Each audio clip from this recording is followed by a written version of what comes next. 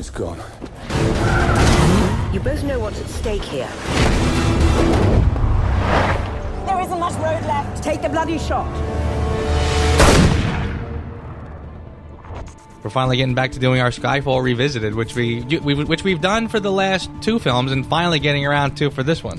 Yeah, I think the Revisited could be kind of interesting because, you have your initial knee-jerk reactions when you see a film, but then, things get a chance to settle, and then you can sort of say, okay, where does this movie end up in the whole spectrum of things? In the whole spectrum of things. It was funny. I was rewatching it for this podcast. I'm kind of like a film guy. I guess I'm old school that way. Uh-huh. And this Skyfall was filmed completely digital. But I gotta say, digital doesn't have to be an ugly thing because the cinematography in this is really good. It seems now that you can do pretty much anything with digital that you could. Anything. You're right. I think it's like anything else. It's like as long as you have a professional who knows what he's doing, he can make it look good. Yeah, absolutely. I mean, I'm seeing things now in digital.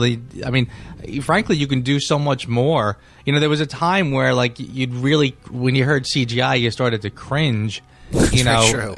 But nowadays, I still do a little bit, but oh yeah, I mean, well, sure. I guess there will always be bad CGI, but frankly, there's so many things they're doing now with CGI that you wouldn't even know. Usually, if the story is good, my mind doesn't wander on the CGI, or I'll give it some pass. Right. I think when I start to notice CGI, it's when the story's lacking. But Skyfall is actually a good example of like CGI done right, because there's so many things that they did in that film that were really just to sort of amp up some of the art direction and some of the visuals. And I didn't know they were CGIs until later. I saw some behind the scenes stuff, and I just was like, wow, I didn't realize that. Like some of the scenes, they purposely made the Scotland scenes look kind of cold and bleak. And, it's done so well, but I didn't realize that a lot of that was like a lot of the kind of, dead trees in the background that really kind of accentuated that. A lot of that was added in post, and I was like, wow, I mean, I never would have even noticed that. And even the scene of Silva, there was the shot of him walking away from the burning down house. I didn't realize, but like he's actually walking away from like a giant kind of just a wall of lights that are sort of lit to be this kind of roughly the same shade as a fire. Is that right? And then they CGI'd the fire behind him, and I was like, wow, I mean, I never would have known that. Like it was so seamless. Yeah, truly amazing. Yeah, no, when it's used like that, it's fantastic. At the end of the day, it's a tool, and I guess it's like anything else. It's like, back in the day, you had good back projection and bad back projection. Right, yeah. And so on and so sure. forth. So I guess it's like sort of the same baloo. Yeah, right. The success of this film was quite unprecedented. I mean, I just never saw it for a James Bond film. And I really liked the film, and I thought it deserved the accolades. Mm-hmm. But at the end of the day, I think I personally like Casino Royale better. Yes. If there's one to really go gaga over, that one is the one to do it for. Mm-hmm. It's just that to me is just like one of the Casino better of the for James me Bond films. is a superior film, mainly because it's I really feel that Casino to me is a true James Bond film. I don't think it's as much as everyone will say, like, well, the style of it was kind of in the Jason Bourne style or the Batman Begins tradition.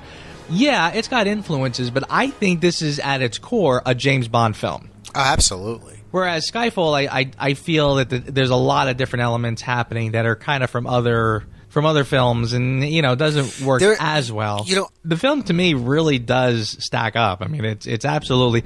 I mean, this is sort of their redemption and almost an apology for Quantum. I kind of felt like, I mean, Casino was so strong, and you knew going into Quantum that they're never gonna match Casino, so just sort of temper your expectations. But you also didn't think it was going to be as bad as it was. This one was its redemption, frankly, and it's I've had people say to me, like, if you could just watch Casino and then this one, what would you think? And it's like, well, interesting. I would sort of say that this is definitely a high quality Bond film. I mean, it's a terrific tribute to James Bond, and I'll talk a little bit about that. It's interesting. It is a different flavor than Casino, because again, Casino to me is just I feel like when I watch Casino Royale that I could step into that world, and that it's very realistic, and nothing about it is too over the top that it doesn't feel kind of real. I feel like I could walk in and I could see this happening. Skyfall to me is more of it's something that is served up for you, and it's meant to be entertaining, and it's polished quality entertainment, but in a way that is a little less realistic than like a Casino Royale. It's almost like it's too polished in a way, if that makes any sense. But but it's very solid. I mean, I can't. I mean, we can get into the nitty-gritty about the plot and things that are not very realistic. But I mean, it's you can watch this movie over and over and feel that you had a good time with every viewing. I feel like this it definitely stands up over time too. I can watch this one anytime, and I just love it every time. I agree. One of the things I noticed that we're watching it today, they had that line in the movie. Sometimes the old ways are better. If all else fails, sometimes the old ways are the best. And that's sort of a theme that runs through the entire film. When Moneypenny shaves him, with the straight razor. And it sort of plays through the whole thing. Even like with Q, Q's at the museum, and they're talking, and, Q's like saying, Hazard, I can do more damage on my laptop sitting in my pajamas before my first cup of Earl Grey than you can do in a year in the field. So it's weird, in these movies lately where it's like they have these origin stories, like the Batman series. There's almost some weird parallels to this and the Dark Knight series. Because it's weird. It's kind of like Casino Royale. He's just like, it's like Bond Begins very in a much way. So. And then all of a sudden it's like Skyfall is like all of a sudden he's tired and old. It's like, whoa, what happened?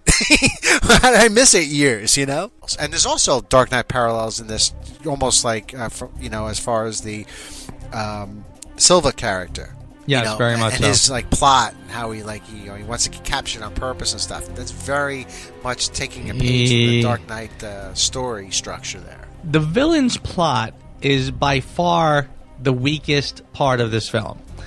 So much so that you almost have to just kind of like accept it for what it is, dismiss it, and then get on to watching the film. Because if you spend any time thinking about the villain's plot, literally nothing about it makes sense. Well, I mean, first of all, it's very distracting because, like you said, it absolutely works incredibly derivative. I think. I mean, when you see a prisoner behind the quartermaster, he's got like a. He's not going to be there long. He's. And it's like, well, he's on his way out. If you start to question Lecter, it's like, well, you kind of have to say, well, he doesn't know exactly where M's going to be at that particular place, but he knows he's going to escape. He's on his way out. So even that, and it's like if something's going down with M, you saw that coming from a mile away. Can't you just say, look, we have an emergency, we cannot continue. Twist. I understand why she stayed there from a character structure point of view, but it doesn't really make logical sense when you stop to think about it. Exactly. I mean, she's going to stay there and endanger everybody, which she did. I mean, people died because she stayed there. That's exactly when you break it down, it's funny because you're not the first person to mention that to me. And it was somebody said to me, like, as soon as I realized that her decision to stay there got people killed, it was like, well, yeah, that's a way to look at it too. I understand standing your ground, right? Well, there you go. I mean, in any other, we have an escaped terrorist. We should lock this whole building down. Absolutely, it wouldn't have been just a secret that only she knew and made the decision to not go anywhere. I mean, if he's literally on his way there and is about to bust in, hey, guess what? Do something. I mean, and frankly, it's almost like she sort of leads right into the criticism of her department and her handling of the department by watching that too. You're right. Maybe she should have been retired. Maybe there you go. Maybe it was definitely time for retirement planning. I don't know. Right. So it's essentially he's captured just to escape, just to go and of course lead Bond throughout the underground, the tunnels and everything, to end up in a building in downtown London to break in and just shoot her. Now anybody would say, okay, listen, if this was the plan, he could have done all that without getting captured and breaking out to go to a building in downtown London to break in and just shoot his way in and shoot her. So there's no point in getting captured and all that stuff. Yeah, I think you could say that he wanted that final look in her eyes. He wanted that conversation that they had, which is a good scene, between him and her in the cell. And he wanted her to know what had happened to him, and he wanted to show his disfigurement and what the cyanide had done to him and those stuff. He wanted her to know that before he killed her. So I think there was like a couple phases for his plan. Part one was that he wanted that meeting with her, and then part two was that then he was going to kill her. And I think he wanted it to be personal, and I think that's why instead of like pushing buttons or whatever, something out of the computer where he could have easily done that to her, blown her up somewhere or what have you. Yeah, that's true, and I'll even do you one step further. I kind of feel like, first of all, to do what you said, if he wanted to see her face to face, see that he could have done what Bond did and just broken into her apartment and been standing there waiting when she walked in the door. Well, because apparently that's really easy to do. Where the hell have you been? Enjoying death. It is much more cinematic the way they actually do it, and that's for sure. But again, if it's kind of telegraphed too much and you can see it coming, then it doesn't work as well. I mean, it was not as original as it should have been. But I'll tell you what my out is. I mean, I do. Here's how I excuse it. I sort of say to myself, well, Silva wanted to beat them at their own game, so to just hunt her down and kill her wouldn't have been enough. He wanted to get captured and break out to say, look, this is how smart I am. And this is how good I am. That's a good point. But I think there's also a bit of that ego going on with him. You know, he wants to be. He wants. You know, he wants to be. You know, they were talking about he's a top agent, and he talks around. Yeah, he's definitely got. He's got ego problems. That's for sure. Yeah. Even having said that, he can hit the button and blow up so the train falls down on Bond. Like, that's very, very, very convenient that happened. But again, if you just kind of, frankly, I don't think I've ever seen him. He's one of those guys you could just sort of watch suspenseful and well done. He's interesting. So it's hard to pick on it, but again, it's fascinating to watch. You know, the plot of the villain was. I mean, I was laughing at. I'd seen these scenes. I think Harvey about it makes a lot of fun. I laughed out loud. I'm sure there's people out there that think he's so delicious to watch. I kind of sometimes like that style. He's a highlight of the film, and you know, and I've heard some people criticize that you know Bond doesn't travel as much as he did. You know, they had to shoot sometimes they could be way. It's definitely over the top. Shot in London and just made it look like Shanghai because they're busy spending all their money on actors. Well, I think it pays off, and I think it's on the screen, and I think you get some fantastic performances. I mean, the part when Bond and Silva first meet. But now they don't eat coconut anymore. Now they only eat rat. It's a marvelous scene. Absolutely. I mean, I love the speech about the rats. It's fantastic. Just to kick it off is awesome. Yeah, I mean, I could just sit there and watch that any day. I mean, if I was writing a screenplay and I wrote that, I'd be like, wow. I'd be like patting myself on the back. That's a great scene. But then when they go on and they do the back and forth, when he says, you know, what did you score on your thing? He says 70, 50 or something like that, or 40. Right. And I was like, I mean, I love that. What did you score on your marksmanship evaluation? 70. 40. And then he does that thing, and then, talk about M lying to him. He's like, no. Did she tell you the psychologist cleared you for duty? Yes. No. It's such a great scene. I just love that. Yeah, I mean, I could watch that over and over. I mean, there's also very uncomfortable because I guess they have like the homoerotic overtones, and that I watch that every time I watch that I get really uncomfortable. But that's the point of it. You know? Exactly, yeah. Because he's so creepy, you know? You want to hear funny? I saw Skyfall on a plane one time, and of all the things they cut out the part of him kind of running his hand up his leg. Oh, really? And I thought that was very interesting that they kind of that somebody found that too offensive to put in. But again, and you're right, when you see that in the film, when you see it for the first time, it takes you by surprise, and you kind of think, like, at first it's like, you know, they didn't have to put that, and why did they bother with that? Come on, we don't need that. But then you realize, like, it made you uncomfortable, and that was sort of what it was supposed to do. I mean, and that's why, I mean, the shot is from Bond's angle. Like, if he was looking down, that's what he would see. Right. So they put you in Bond's chair and makes you, and gives you that discomfort. That's it. You're getting the same vibe that he's getting. Exactly, yeah. I mean, I think he's trying to suppress it, and he's trying to one-up him, but yeah. Right, exactly, too. And even a lot of people didn't like that line, like, what makes you think this is my first time? And it's like, well, but that's kind of exactly what he would say. I didn't like that at first either, but looking back on it, I think he's just messing with him. He's just like, you know... Right, or saying, you can't mess with me. Right. You know, like, you're trying to put one over on me. No, I'll put one over on you, kind of thing. It's right, like, I mean, it was Bond being... I mean, it's literally... It's again, it's like... It's a game of wits. Exactly, yeah. I have to say, yeah, it's fantastic. I think when we start getting into that, when he's captured, I think that's when the movie gets slightly stale. I mean, it's still a wonderful film. But incidentally, too, you know, we were talking about how great Casino Royale is, and I can remember seeing Casino, and I remember watching it with you one time. I think it was like the first night we got it on Blu-ray or whatever, and we watched it, and you had left the room and come back, and you had missed the train scene when Bond first meets Vesper. And you said something like, you know, you're like, oh man, I want to see that scene because that's such a great scene. Oh, it's and we fantastic. were saying, like, we used to, we used to would rewind to see the explosions and the action scenes. Right. Now our favorite scenes are the dialogue That's scenes very when true. when they're done well. And this reminded me of that. This back and forth with Silva was very much like that. Because if you really break this down, although the movie's fast-paced, there isn't a bunch of huge action scenes. I mean, the opening scene is huge. Yeah, that's a big action scene, no doubt. Right there.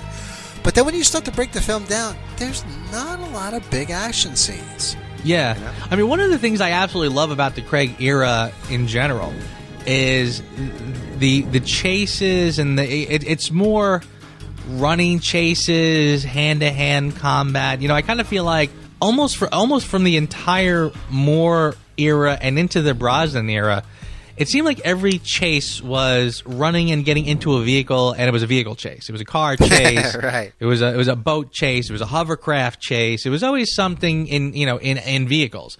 But the Craig films, you're back to just him running and fighting and stuff, and I like that. So I like that the set pieces are more hand-to-hand, close quarters fighting sort of stuff, shootouts. It was interesting when I was watching Skyfall last night. They have that when they're sliding down the escalator. There's almost like a callback, just a quick little callback to the free running in Casino Royale. The way Bond gets off the way he gets off the escalator, because I think Silva just kind of dumps himself out, falls on the ground, and gets up and runs away. Whereas Bond does it a little more elegant. He does the whole free running thing. Just a little taste of it. And it was a neat little callback to Casino Royale, I thought. Yeah, and it didn't occur to me until I watched it last night to get that. It was no, it's true, and even then, like the running through the thing, and then the running and jumping onto the train, where you get like the one funny line in the film, the really good funny line when the guy says he's keen to get home. He's keen to get home, and it's great too because again, like they say, like the Craig films don't have comedy, but there you go. That to me was funny and very appropriate. Right. Incidentally, so what did you think of the opening? What did you think of the pre-titles? I think it's pretty spectacular. I think it's interesting because it sets up the story, and it sets up Bond. I think it's what was really cool about it when I was watching it. It's this crazy action Bond moment when he's got that crane and the guy uncouples the train car. Yes, and then he has to sort of get it back, so he gets he takes the claw of that tractor, embeds it in the other train, and uses it to transport himself over, and then then the whole thing gives away, and he does a little Bond moment, like straightening his tie. Now that is classic Bond move, Maybe one would even say, well, that's a little too much of the Brosnan era, but I thought it was perfect, and it was spectacucular, and those cars flying off the train. I mean, it looks like real cars did that. Maybe they didn't, I don't know, but they fooled me. It looks great. I thought it was terrific. You're right. It was he kind of just like fixes his cuff as he's collecting himself as he lands. And we with Naomi Harris introducing her. I mean, we don't know she's money. Spoilers. We don't know she's Moneypenny until the very end. But that was a good setup to her character. How she was, maybe not so great in the field, and maybe there's like a better place for her. Yeah, actually, as you mention it. There's sort of an interesting parallel, too, between her and James Bond because, when they sort of reinvented Bond's character a little bit for Casino Royale. Like, there's a great line when she says, former SAS types. And I remember thinking, like, oh, okay, so this Bond, the original Bond from the books and from the films has always been from the Royal Navy. And, was technically, a relic of World War II.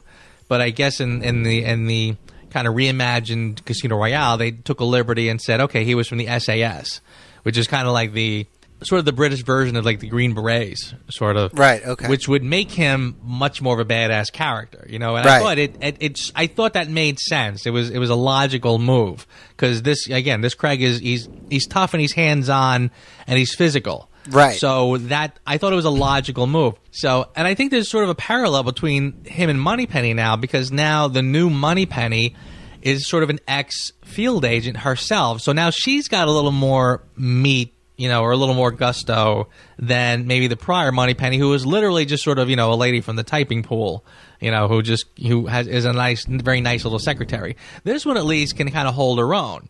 Not quite up to James Bond standards because she doesn't really perform that well in the field, but she does pretty good. I mean, she's doing some stuff there.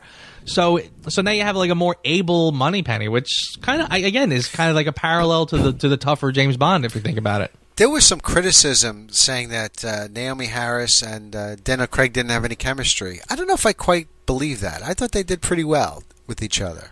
Yeah, I thought so too. And frankly, again, they don't. I don't know if you need that much chemistry, because if you have, again, this is Moneypenny's character is supposed to be the one who can never quite get James Bond, so you don't need romantic chemistry exactly, because like right. or a little, like if they're just sort of missing the mark a little bit, that probably works. So I mean, I don't really. It's probably not a fair criticism, I don't think, but I thought she was great. I think it was a good. I didn't agree with it either. I particularly loved the performance of Bernice Marlowe as Severin. Yes. I think she did a fantastic job. It's French. I was trying to reconcile it last night, because one of the things I've always hated in this movie was they're kind of doing the marksmanship with her, with the shot glass on top. Yes. Which was vintage 1962, by the way. I always felt like Bond's, after she's shot, he's like, "What do you think of that?" And I think Bond's quip is like, sounds like a wasted. Right. What's the exact line? Is it? It's a waste of good scotch. I always had a problem with that, because I felt like that character was so interesting and so unique, and I wanted to see more of her. And then, okay, it's a plot thing. I get it. The story, there's no room in the story for her anymore, so she's got to get. They got to get rid of her. Right. But I always felt that there wasn't enough. I know that Bond doesn't have a close relationship with her, but can I get like 5 seconds of remorse from him? But then I said, well, maybe he's in a tight situation. Maybe he uses the quip as a way to get out of that. He kind of gets their guard down a little bit, like he doesn't care. And then all of a sudden he does those crazy moves, and like all those guys are down except for Silva. Yeah. No, that's a good point, and it's interesting. And I have an answer for that too. I think his quip is very similar to what he says to Silva about, "How do you know this is my first time?"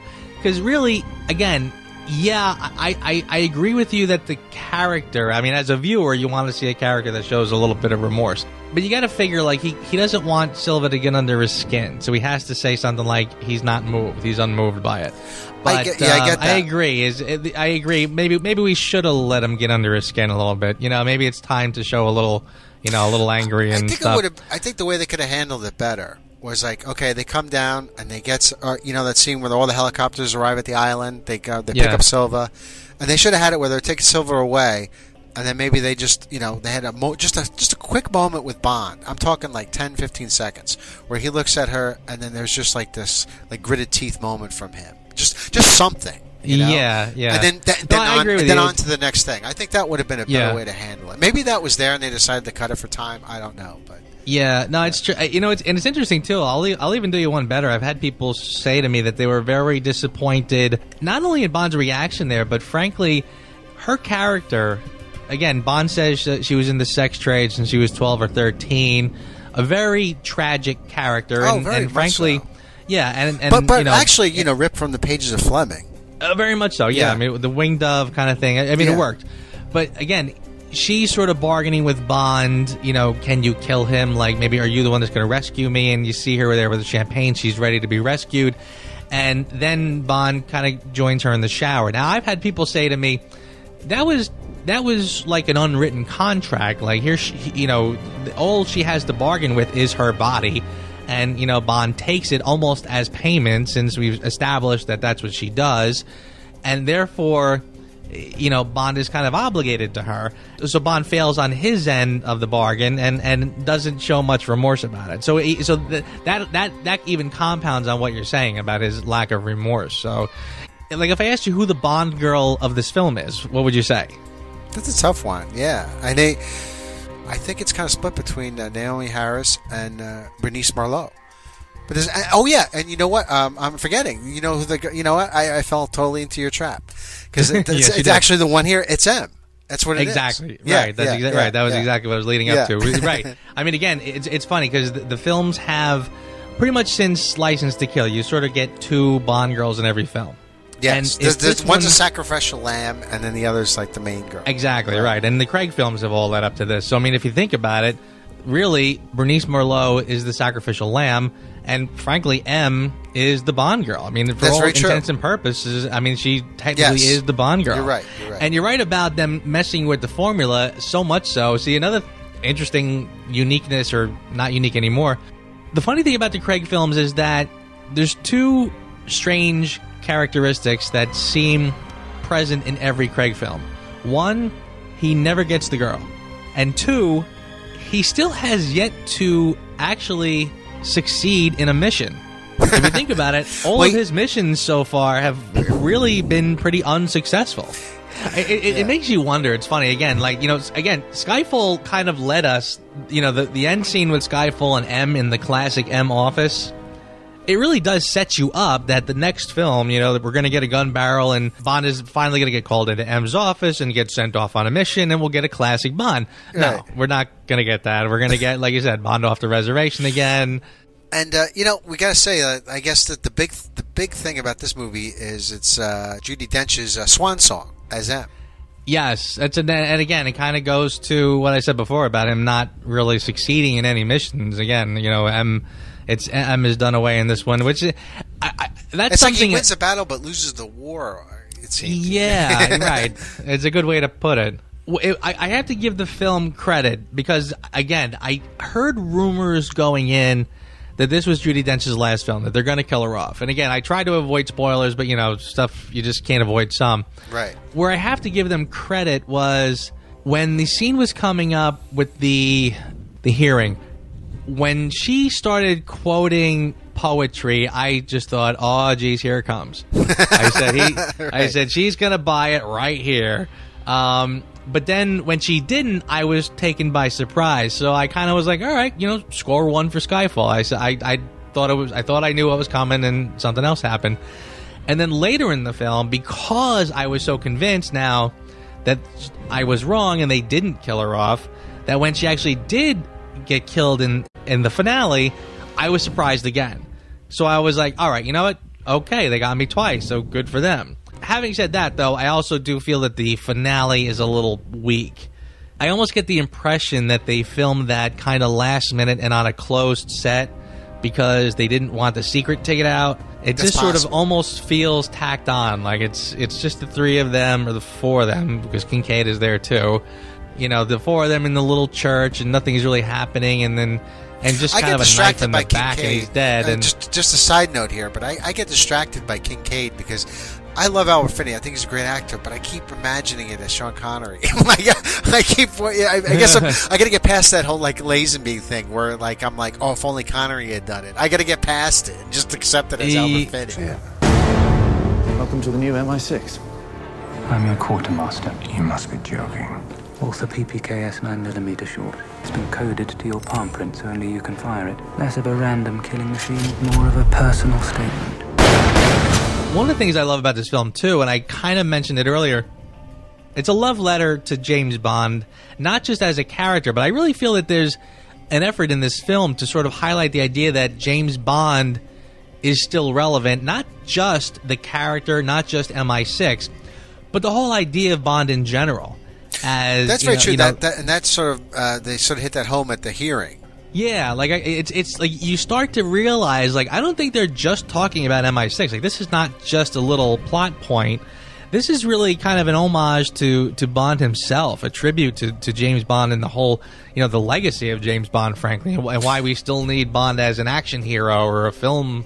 I definitely think there's some elements of just Britain standing in the world and does Britain matter? Because of course Britain misses her empire and kind of running things for a long time. Again, this is a very British film. Again, you have the mention of Churchill. You have the bulldog draped with the Union Jack, standing guard. And her poem, frankly, is it's a British poet talking about vigilance. And frankly, I think there is an element to that this is kind of about how Britain fits into the larger scheme of world affairs now. I thought the music was excellent. I missed David Arnold for sure, and I that was sad that he wasn't coming back. But I have to say I was very pleased with what we got. Thomas Newman. I was listening to last night, and overall I really do like the soundtrack. But if push comes to shove, I think I got to go with David Arnold as far as contemporary composers. Yeah, for Bond, I think he's still my favorite, especially what he did with Casino Royale and Quantum. Oh yeah, yeah. I'm a huge Arnold fan, and we talked about this in our... when at the end of Skyfall, when they needed the James Bond theme, they pinched the Arnold version of it. Right, yeah. Very true. Yeah, I was disappointed.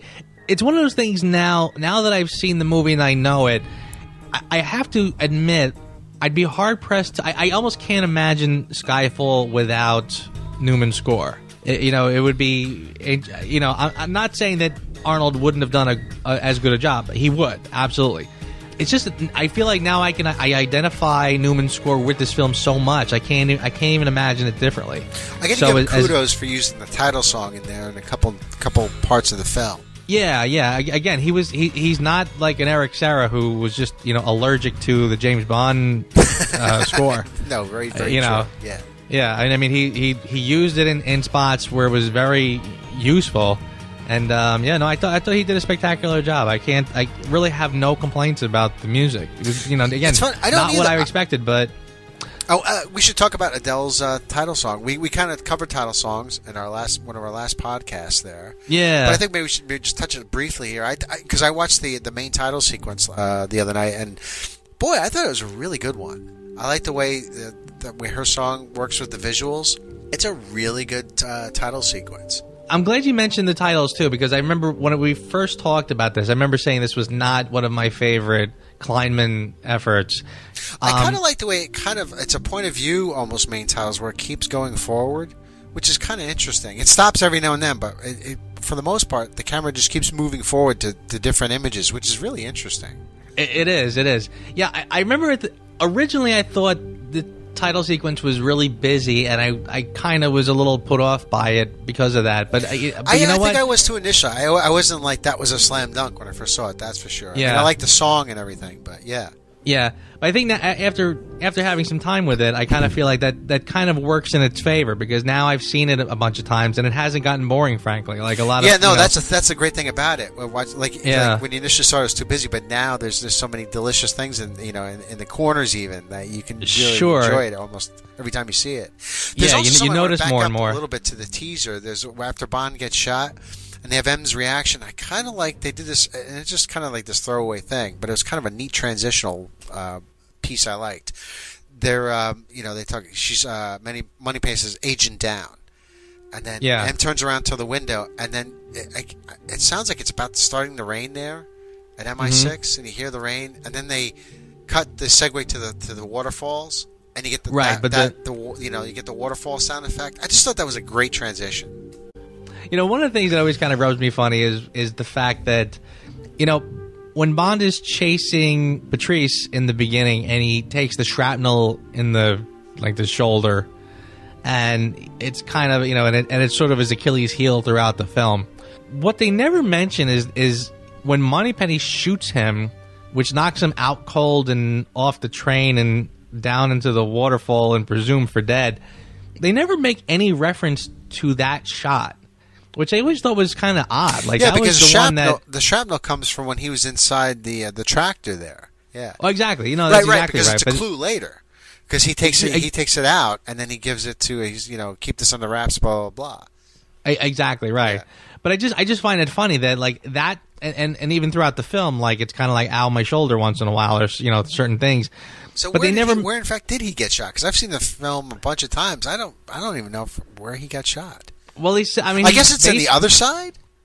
Well, he says something about the ribs, when he bumps into Moneypenny later, and he says something like, "Oh, excuse me, do I know you?" That's right. He does. Right. He kind of you see him make a gesture. He says something about the ribs and no vital organs, nothing major. So yeah, he mentions that's where he got hit, but it's like you never see a scar. You never see him kind of I don't know. I just always thought that was very strange. They sort of made so much about. Again, he can't even hold the gun straight because of his injury, but yet he got shot right in the chest or ribs or whatever, knocks him unconscious, and there's never any mention of that later. It's that is very odd. I think what's worse though is the scene when they're doing word association, and he says Skyfall, and Bond pauses and just says done and walks out of it. Right. I thought that was pretty strange. I didn't get it. In the context, when you're watching the film, I remember thinking even in the trailers they did that. It was the first trailer, and you kind of went, huh, what's that about? You almost thought it was a code word that triggered something like a hidden subconscious thing that they planted in his head, like a password to send him off on a mission. And, like a Manchurian Candidate type of thing? Yeah, exactly. But I mean that's one of the MK Ultra brainwashing? Right. So, I mean, you kind of wondered, like, is that what they're doing here?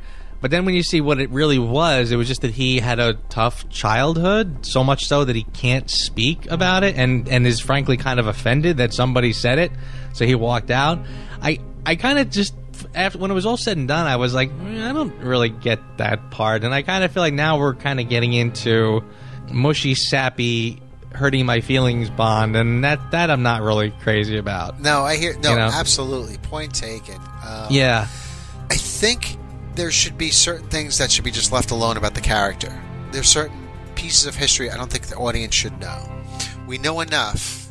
I think it's time to move on. One of the things that I have to say is absolutely spectacular in Skyfall is the cinematography. Yeah, I mean, it's really spectacular. It's I think this is one of the most beautiful films they've ever done. I don't think I've ever seen a Bond film look as great as this one does. I mean, I love the fact that, I mean, it's beautiful to look at. Some of the scenes are just like, you just look at it and you say, wow. I mean, the colors and everything. But I absolutely love like the fact each place has its own unique look too. Absolutely. Everyone gets its own look and tone, and it's really amazing. I mean, the China scenes look one way, and they don't all look right. The fact that they all look distinct yet have their own like really good, beautiful look. I mean, it's like the Macau scenes are different than the China scenes, but both beautiful. I mean, that's something about this film that's really spectacular.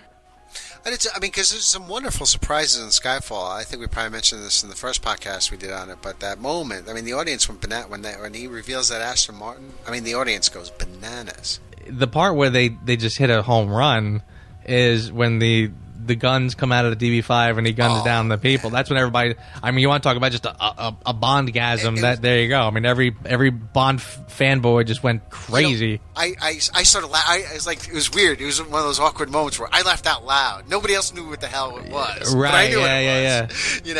Yeah. No, it's no. You're absolutely right. I mean, when he first does that, you just kind of go, "Whoa, holy cow!" I mean, I was like, and you kind of feel kind of cool because you're like, you feel like a Bond insider because you get it. Yeah, well, no, I was like the only Bond geek in the theater, I guess. Well, that's not true.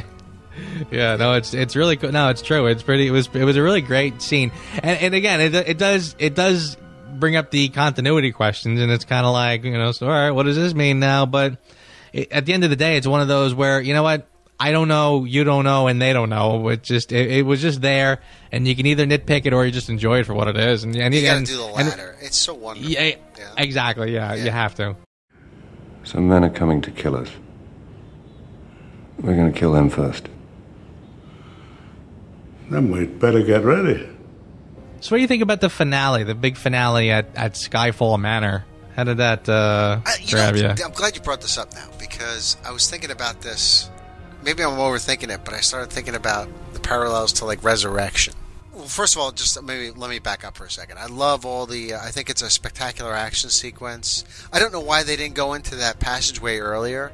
Right. I think we joked around last time about the whole setup for Waiting for Silva. It's kind of like a Home Alone thing, a little bit. All right, yeah. But you know what? It works. So we're gonna leave that alone. But. I really like that. I think it's a good action sequence. I think it's well done and well photographed and so forth, and very exciting. I like the helicopter and the boom boom song playing. Yeah, that was a pretty cool scene. There's also there's kind of an interesting thing when the Aston Martin is killed. It was destroyed rather. Right. And there's then the music comes up and it's like the vengeance for that. It's kind of right. The whole place. Yeah, like Bond's expression when the car blows up, it's like, duh, now he's not, now I'm mad. And then the music gets really dramatic. It's dun-dun-dun-dun. Yeah, very well done. And again, we talked about the music, but again, this guy wasn't shy of using the Bond score, the Bond theme at the right moments, and boom, I thought he really. But there's a weird resurrection thing here, and you could argue, well, I know we've been saying, well, now he's Bond. Well, each film. Well, now he's James Bond. At the end of Casino Royale, when the music comes up, well, he's Bond at that moment. No, it's in Quantum when the very last shot in Quantum. Now he's James Bond. Well, you could argue that in Skyfall the same thing happens. There's when he falls through the ice and he's fighting that guy underneath the ice, and then Silver goes to the church, figures, well, that's the end of him. Yeah. And Bond's able to retrieve a flare gun from that guy, or a flare. And he shoots it up into the ice, and it goes up, and it explodes into like a big blinding light.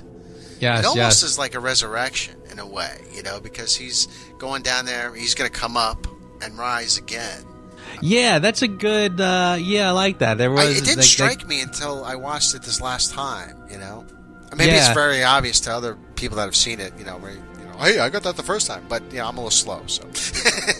Yeah, well, I mean, you do sort of have to wonder, was it intentional? But regardless, sure I mean, it definitely works. I mean, like this descent into hell, and then like Dante going down into hell, and then rising up again. No, that was it was pretty cool. I love that. But it's like a sacrifice too. It's like she sacrifices. She has to die for him. It's really it's an odd thing. It's not completely And then what did you think of that whole sequence at Skyfall? Yeah, no, it's very different. Again, we talked about kind of monkeying with the formula. Again, here's another big change in the formula, which, usually Bond's going to the villain's lair to take him out on his turf. He's more proactive than I guess you could say he's reactive here instead of proactive. I don't know. I suppose. This time you got the villain coming to Bond and to Bond's home and to Bond's turf. That's right. So it's a very different dynamic. It's interesting.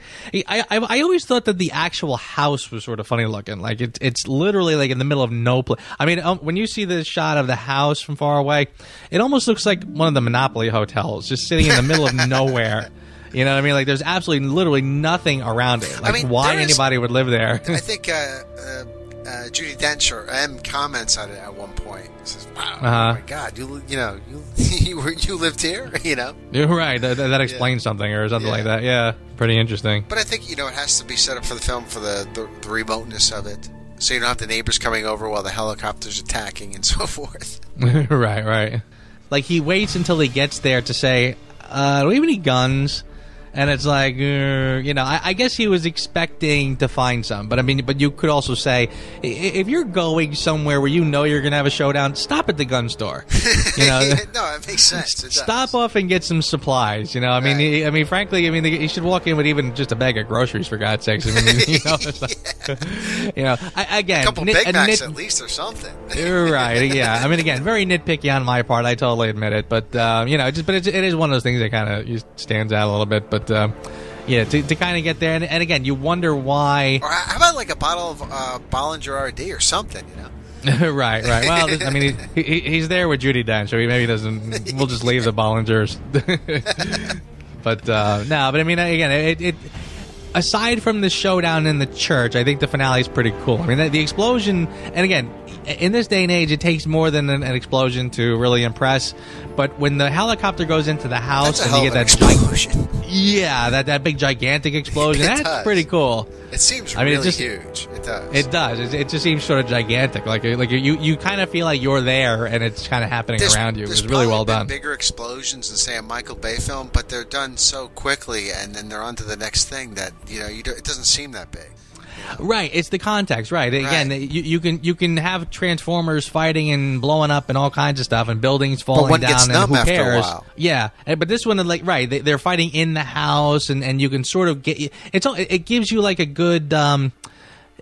The scale is right because it put you in the action. You feel like you're in the house. You have a sense of how big the house is. You've spent time here. And you can even gauge how big the helicopter is because you can see the guys coming out of it. So when it blows, you feel like you're there and the camera's sort of right there. And it's true. Again, like I said, it takes more than an explosion to really impress these days. But that one just happened to be really well done. Yeah. And I like the little end quota in this film. Coda, I should say. Okay, yeah, go ahead. No, I just thought it was nice. The money penny reveal and the bulldog. Yes, and the whole 9 yards, and what that means, what that bulldog means to Bond. Yes. And the whole let's get back down to business, and just seeing those leather panel doors. I mean, there's just so many cool things in that last 3 minutes. Right. Another thing, we talked about how the Craig films have definitely been inspired by the Batman trilogy, and I think this is an interesting thing that they get too, is that instead of introducing characters, we reveal characters that you know already. Yes. And that was sort of a clever move with Moneypenny, where she kind of does the... And again, a lot of people have sort of nitpicked and said, like they were on the mission together and he didn't even know her last name. Like he knew Ronson's name, he doesn't know her name. Right. But, I again... probably could have been just worded slightly differently so it's not as noticeable or whatever. I guess or just said like, we weren't officially, I know your name, but my name is so and so. Let's start over. My name is so and so, and she says my name is so and so.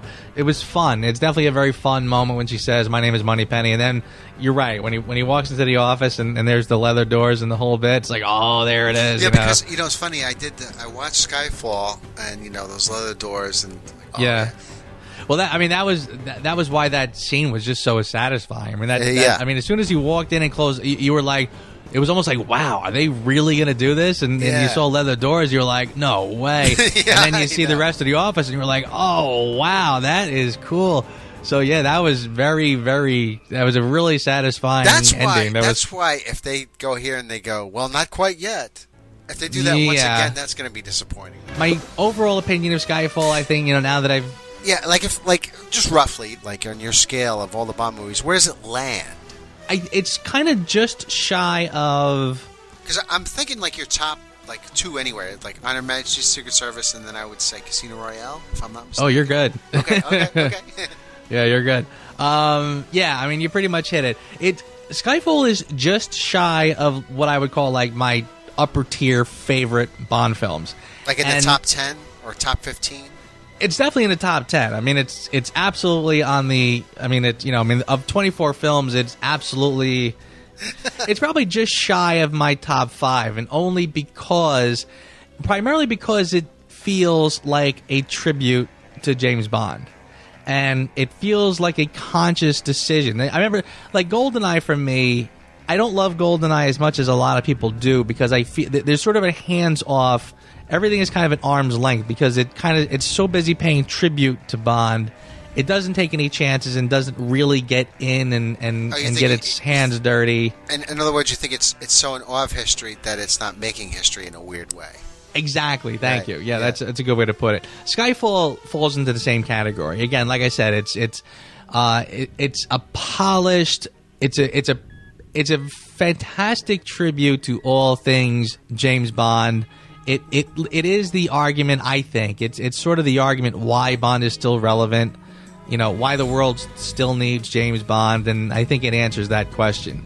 But having said that, it's the fact that it is a little bit of a tribute just makes it shy of my all-time favorite films that I can really kind of sink my teeth into. Spectacular film, spectacular casting, so much to like about it, and I can watch it anytime you want to watch it, let's watch it. So definitely upper, towards the top 5 of Bond films for sure. Good. Well, yeah. All right. So I guess there you have it. That's Skyfall. Yes. So I guess we covered it. I hope we didn't cock it up.